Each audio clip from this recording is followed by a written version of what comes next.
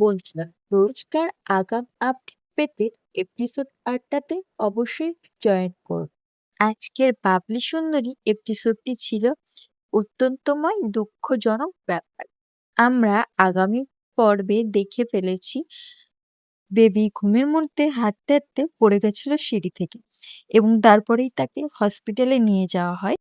গল্পের আজকের শুরুতেই দেখতে পাবো বেবি সেন্স ফিরছে না, কিন্তু সেন্স ফেরার পরেও সে চোখ খুলছে না, কিন্তু মনে মনে নতুন মা এটাই বলে যাচ্ছে। হসপিটালের মধ্যেই একটা উত্তেজনা সৃষ্টি হয়।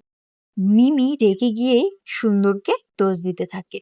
মিমি বলে যেহেতু সে বাচ্চাদের আয়া, সে কেন বেবিকে দেখে রাখতে পারেনি, সে জানে না তার ঘুমের ঘরে হাঁটার অভ্যাস আছে, সে কেন দরজা বন্ধ করে দিয়ে আসেনি। এই সব বলেই তাকে অপমান করতে থাকে।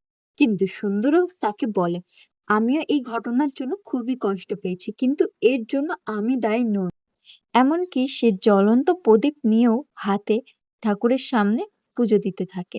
অন্যদিকে ডাক্তারবাবু বিনায়ককে জানায় তার জ্ঞান পুরোপুরি ফিরছে না।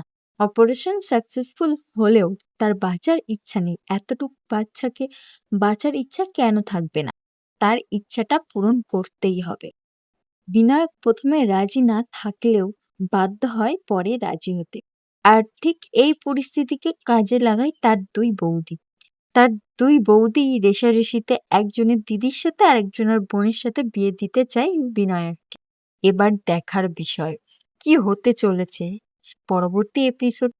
আগামী পর্বের এপিসোডটি হবে দুর্ধর্ষ মহাধামা। আমরা আগামী এপিসোডেই দেখতে পাবো বিনয়কের বিবাহ পর্ব।